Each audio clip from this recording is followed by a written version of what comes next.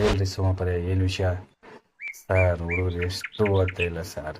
Syllabus ಮುಗಿಸಿ 15 ದಿವಸ ಅಥವಾ ದಿನಕ್ಕೂ ಒಂದು ಪ್ರಶ್ನೆ ಒಂದು ಸಾಲನ್ನು ಕೂಡ ಅವರು ಹೇಳ್ತಾ ಇಲ್ಲ, ಕಲಿತಾ ಇಲ್ಲ ಸರ್.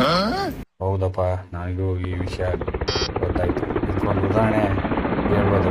ಯಾರಿಗಾದ್ರೂ ತುಂಬ ಹಸಿವಾಗಿದೆ ಅಂತಂದರೆ ಅವರಿಗೆ ಆಹಾರದನ್ನೇ ನೀಡ್ಬೋದು. ಅದಕ್ಕಂತೂ ಮೀರಿ ಆಹಾರನ ಅಡುಗೆ ಮಾಡಿ ಕೊಡ್ಬೋದು.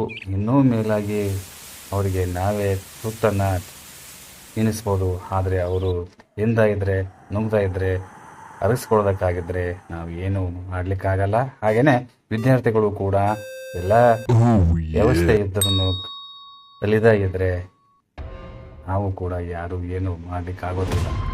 ಹಾಂ ಸರ್, ಅಟ್ಲೀಸ್ಟ್ ಈ ವಿಡಿಯೋ ನೋಡಿ ಎಲ್ಲ ವಿದ್ಯಾರ್ಥಿಗಳು ಅರ್ಥೈಸ್ಕೊಳ್ಬೇಕು ಸರ್.